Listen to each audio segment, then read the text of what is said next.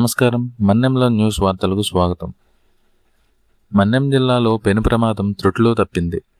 పోలవరం జిల్లా రంపచోడవరం సమీపంలో ప్రయాణికులతో వెళ్తున్న ఆర్టీసీ బస్సు అదుపు తప్పి బోల్తాపడింది. ప్రాణభయంతో ప్రయాణికులు హాహాకారాలు చేయడంతో ఆ ప్రాంతమంతా ఒక్కసారిగా రణరంగంగా మారింది.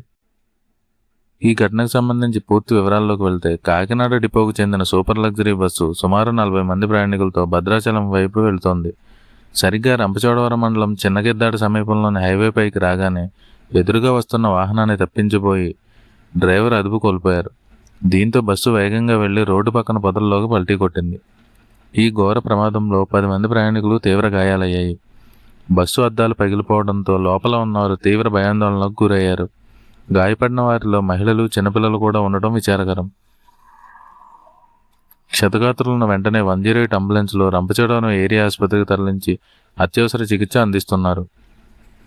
ప్రమాద సమాచారం అందిన వెంటనే రంపచోడవరం డీఎస్పీ అష్రఫ్ అలీ, సిఐ సన్యాసి నాయుడు తమ సిబ్బందితో కలిసి ఘటనాస్థలానికి చేరుకున్నారు.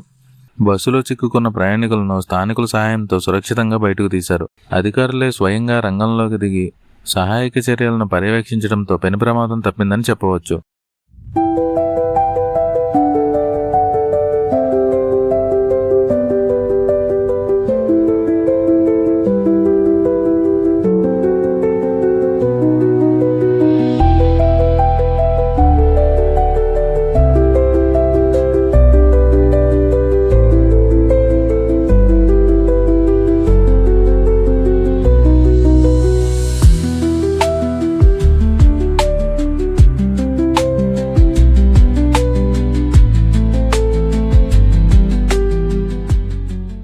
ప్రమాద సమయంలో బస్సులో 40 మంది ఉండటంతో అందరూ టెన్షన్ పడ్డారు.